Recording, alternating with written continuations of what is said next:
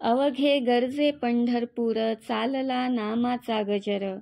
टाळ घोष कानी येती, ध्यानी विठ्ठलाची मूर्ती. पांडुरंगी नाहले हो चंद्रभागा नीर. जय हरी विठ्ठल. नमस्कार मंडळी. आज आपण सफर करणार आहोत अवघ्या महाराष्ट्राचे आराध्य दैवत असलेल्या पांडुरंग मंदिराची आणि आपल्या पंढरपूरची. सोलापूर जिल्ह्यात असलेल्या ह्या आद्य दैवताचे दर्शन घेण्यासाठी भाविकांची कायमच गर्दी असते. विठोबाची लोभसवाणी, मनाला शांतता, स्थैर्य देणारी मूर्ती प्रत्येकाच्याच घरात मन करून असते. वी म्हणजे ज्ञान, ठोबा म्हणजे आकार, ज्ञानाचा आकार किंवा ज्ञानाची मूर्ती म्हणजे विठोबा, असं संत तुकारामांनी विठोबा ह्या शब्दाची उत्पत्ती आपल्या एका अभंगात अत्यंत सोप्या भाषेत केलेली आहे. ह्या सावळ्या विठ्ठलाच्या मंदिराच्या पायरीला देखील स्पर्श करणं ह्यासाठी भाग्य लागतं. पुंडलिकाच्या काळात विटेवर पूर्वमुखी पांडुरंग आणि समोर भीमा नदीच्या पात्रात पश्चिममुखी हरिमूर्ती होती. हे मंदिर आता वाहून गेलं आहे, पण त्याचा खूप मोठा चौथरा शिल्लक आहे. त्याला चौफाळा म्हणतात. हरी ही तीर्थदेवता आणि विठ्ठल ही क्षेत्रदेवता. दीक्षा मंत्रातही राम कृष्ण हरी असा 3 देवतांचा उल्लेख येतो. विठुरायाचं मंदिर हे गावाच्या मध्यावर उंच भागी पूर्वाभिमुख आहे. त्याची पूर्व पश्चिम लांबी 350 फूट असून दक्षिणोत्तर रुंदी 170 फूट आहे. पूर्वद्वाराला महाद्वार किंवा नामदेव दरवाजा असं म्हणतात. ह्या दरवाजाच्या पहिल्या पायरीला नामदेवाची पायरी म्हणून ओळखतात. संत नामदेवांनी इथे समाधी घेतली म्हणून त्या पायरीला त्यांचं नाव दिलं आहे. भाविक भक्त ह्या पायरीला पाय न लावता पुढे जातात. ह्या पायरीसमोर उजव्या बाजूच्या कोपऱ्यात संत चोखामेळा ह्यांची समाधी आहे. तसंच चौखांबी मंदिरातील एक खांब सोन्या चांदीने मढवलेला असून त्यावर छोटी विष्णू मूर्ती आहे. इथे पूर्वी गरुड स्तंभ होता असं सांगितलं जातं. ह्या खांबाला मिठी मारून पुढे जाण्याची प्रथा आहे. त्यानंतर चौखांबी मंडप आणि तिथे उत्तरेस देवाचं शेजघर आहे. नंतरची चौरस जागा कमान नावाची असून त्यानंतर गर्भागार आहे आणि तिथे सिंहासनावरील विटेवर पांडुरंगाची दगडी मूर्ती विराजमान झालेली आहे. हा विठोबा 28 युगे विटेवर उभा आहे. तो कोणाच्या सांगण्यावरून विटेवर उभा आहे आणि त्याच्या पंढरपुरातील मुक्कामाच्या विषयी जाणून घेऊया. सुमारे 28 युगांपूर्वी श्रीकृष्ण रुसून गेलेल्या आपल्या रुक्मिणीला शोधण्यासाठी द्वारकेतून दिंडीर वनात आले होते. त्याचवेळी भगवंताला आपला भक्त पुंडलिकाची आठवण झाली. ते त्याला भेटण्यासाठी त्याच्या आश्रमात आले. तेव्हा भक्त पुंडलिक पाठमोरे बघून आई वडिलांची सेवा करत होते. भगवंत दारात आल्यामुळे त्यांचं तेज 10 दिशांना पसरलं होतं. भक्त पुंडलिकाने मागे वळून पाहिलं तर साक्षात श्रीकृष्ण त्याच्या दारात उभे होते. श्रीकृष्णाने पुंडलिकाला हाक मारली, सख्या पुंडलिका, मी तुला भेटायला आलो आहे. श्रीकृष्णाला पाहून भक्त पुंडलिकाला फार आनंद झाला. देवाच्या स्वागतासाठी उठलो तर आई वडिलांच्या सेवेत व्यत्यय आला असता आणि नाही गेलो तर देवाला अपमान वाटला असता, म्हणून पुंडलिकाने जवळच असलेली वीट श्रीकृष्णाकडे भिरकावत म्हणलं, देवा, काही काळ ह्या विटेवर उभा राहा.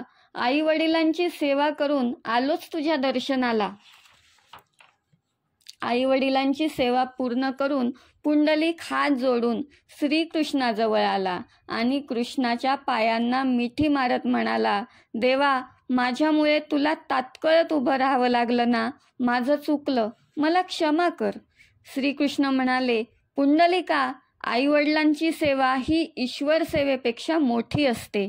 ती सेवा सोडून तू माझी सेवा करायला आला असतास तर मी निश्चित रागावलो असतो. पण तुझ्या ह्या मातृपितृ भक्तीने मी तुझ्यावर प्रसन्न झालो आहे. त्यामुळे माझ्या भेटीसाठी येणारे आधी तुझं स्मरण करून मगच माझं दर्शन घेतील. भक्त पुंडलिकाच्या आग्रहास्तव भगवंताने पंढरपूरचा मुक्काम स्वीकारला आणि भक्त पुंडलिकाला देखील मंदिराच्या वाटेवर नावासकट सन्मान मिळाला. त्यामुळे म्हणतात ना, पुंडलिका भेटी परब्रह्म आले गा, चरणी वाहे भीमा उद्धारी जगा. रुक्मिणी देवीचं मंदिर विठ्ठल मंदिराच्या उत्तर बाजूला आहे. ह्या मंदिराचं सभा मंडप, मुख्य मंडप, मध्यगृह, गाभारा असे 4 भाग आहेत. मध्यगृहाच्या उत्तरेकडील बाजूला एक खोली आहे. तिथे रुक्मिणी देवीचं शेजघर आहे.